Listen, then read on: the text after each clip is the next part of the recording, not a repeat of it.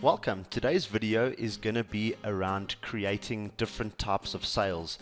This is going to be done within your sales module from writing quotes, sales orders, invoices, cash sales, and even working in your point of sale. But let's go ahead and look at our preferences quickly first. That will be in utilities, preferences, and the sales module. So you can literally scroll down and look at all the different settings and criteria that you would like to select as a default for your sales module. So in printing, you can automate print picking slip with invoice, print delivery docket on an invoice, sales line options, show units, show the cost, match ship date to header. So you can go ahead and literally take a look through these and see what settings you want to set up as a default. Let's pop back out of there. So here is our sales module on the left hand side, and again, all the buttons on the top here, just underneath that usually will be the list. So if you're looking at a customer list, quote list, sales order list. But let's go ahead and look at our first step, which is going to be a quote. So generally a quote is going to be just a form that's sent out to someone saying we are quoting you for a vehicle or an intention to purchase something, and you can send this to any customer within TrueERP. You simply just add a customer name. So we're going to send a quote to Apple Corp, and that'll populate all their information.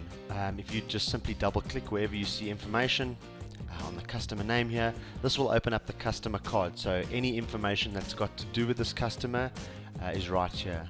All their address information, their history, how many quotes have I sent this guy, sales orders, statements, timesheets, even as far as jobs, how many jobs have I done for this person. That's right here. Let's jump back out of that. So we're just going to simply send them or quote them for let's see, a blue pen, and they've ordered 5. So we're going to quote them for a blue pen. Apple Corp, there's their address, this is the ship to address. Quote done. That'll now populate within the quote express list. So that quote we just did now, quote number 390 for Apple Corp, right here. Double click, opens up that quote. Within here, you can actually, once that quote has been accepted, you can copy that to order, to invoice. You can create a job out of it, copy to smart order, copy to quote, copy to cash sale, anything you want to there. But so once that's been created, you can now create a sales order from that quote once it's been accepted, or simply jump straight to invoice. The sales order is just going to be the interim step between a quote and an invoice. It is not necessary, but some people do ask for sales orders, so you can go ahead and create a sales order just to confirm that quote once it's been accepted. So you can just jump into a sales order, write a sales order straight away. You can even create a new customer on the fly. If you don't have them within ERP and you want to send them a sales order, you simply just fill out all the information here and hit save. So you can even create a customer straight from within a sales order or a quote or an invoice. So you can now go ahead and create your sales order. Just simply open up a sales order and open the company that you want to send it to, that accepted the quote, whoever it was, and add in what that product was. So if it was a blue pen, or it was for 5 of those, and now that's been accepted.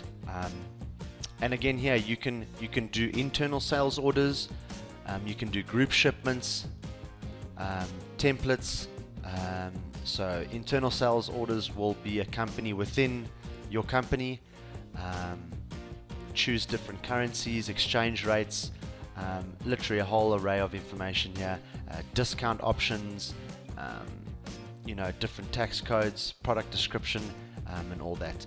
You can even drag in attachments and comments. Simply just right click over the attachment, whether it's any attachment or not, and just drag that over ERP and release that within there, and that's how you will add your attachment. Just go ahead and say okay with that. Go ahead and save that. Cool. There we go. Sales order done. You can now then proceed to make the invoice. Like I said earlier, you didn't have to create the sales order. You can go straight from quote to invoice. It doesn't matter. So we can now go ahead and create that invoice. The customer wants an invoice, whatever customer it was, whatever the product was. Wants some beer. 5 of those. This will auto populate if you don't. The back order will populate if you don't have any stock on hand at the moment. So you can say, please choose one of the following options: ship available stock or ship anyway. So we're just going to go ahead and do that. You can see what's in stock, what's not in stock. Right click and see the product prices,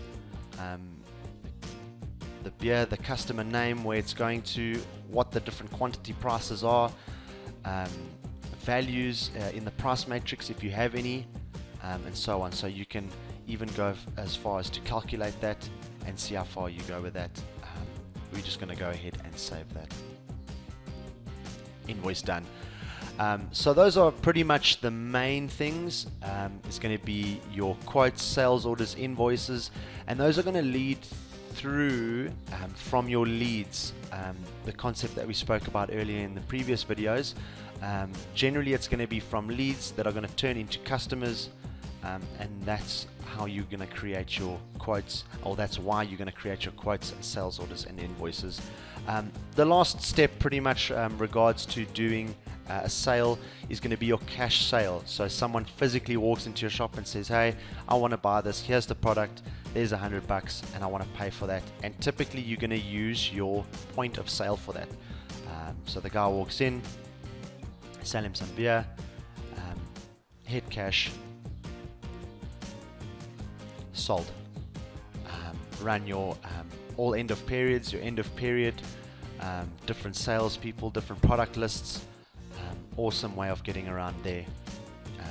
Again, within any quote or invoice or sales order, you can customize these columns. So here, if you want to customize the grid, you can add all sorts of different fields in here. So if you want to include a foreign amount, a cost including, you know, a different shipping formula, formula quantity, hit OK, and that'll proceed to populate these fields here. These are adjustable, you can move them around any which way or form, adjust the size, real easy way of customizing that. Again, you can customize that pretty much anywhere in ERP. And like we said earlier, the biggest thing is just go and double check your preferences from within sales and make sure this is set up the way you want it to be set up. So that way default options can be selected and information can be auto-populated without you having to go do it manually. So I mean, here invoice has to be approved before print, fax, email or payment. You can select that, so you can't just go ahead and send out an invoice without it being approved for printing or faxing. Let's go ahead and save that, jump back into sales. Again, a great function within these lists, you can actually go into the Quote Express list or sales order and you can see what's been converted or completed. So if you select a date range or ignore dates, it's up to you. Select quotes, converted, completed, all quotes, and more details on that. So you can see what's been converted and what hasn't been converted. So we can see now quote number 322 from Apple Corp has been converted. It was done by this employee for that amount. Again, wherever you see data, just double click and it will open up to what makes that up. So this quote, it's been converted, and this is who it was for. Apple Corp, all their information, all their history, statements, sales orders, and so on. Let's go ahead and save that. Pop back out of there. So now what you can do is you can actually even print your invoices. So you set up your quote, you did your sales order, it was approved. You now send out the invoice for them to pay, and you wish to print that invoice. So the print invoice function will literally just be under the Invoice Express list. Go into that, and here will be all your available or printable invoices that you can choose from. Again, select a date range that you want to choose from if you don't want to search through everything. And that was done from the 9th to the 15th. These are the invoices that I can choose from. So I'm going to go ahead and select both of them to print. And there you are. Again, this template is completely customizable. You can set this up in any which way you want it to best suit your company's needs. But there you are. Go ahead and you can print that. So that's a real brief way of getting around your sales module in creating sales, from creating quotes, sales orders, invoices. Now we can actually even have a look at customer refunds or customer returns. So the customer wants a product returned. Select the customer, select the sale to return. So you go ahead and you find whatever invoice it was. Let's just jump back out quickly. Was for Apple Corp. There we go. So they wanted this sale returned for that amount. That'll populate what the sale was and the amount it was. Again, you can just add notes, select a due date, status, and a return number if you choose so, and you can either make a refund or just save that customer return. You can then look at making a refund. You simply select the customer again, like the sale to return, select the sale to return,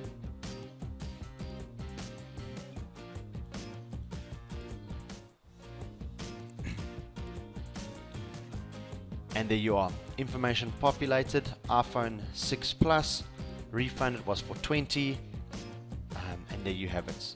Go ahead and save that. And those are basic ways of just either returning a product to a customer or selecting a refund to the customer. Again, the list, customer return list, there it is, Apple Corp. That was the customer return, and from there you can actually also make a refund with this button here, just underneath or above preview. Make a refund. Do you wish to make or create a refund for this customer return? Yes, we do. Auto populates the refund. Save. Done. So you can go from this step and lead into that step. Depending if it's a refund or a customer return of a product, or if it's a refund of cash. So you can choose, you can do this step or go straight into the refund step. So yeah, that's pretty much a brief and quick way of getting around sales and creating sales and doing some customer returns and refunds. Thanks for watching.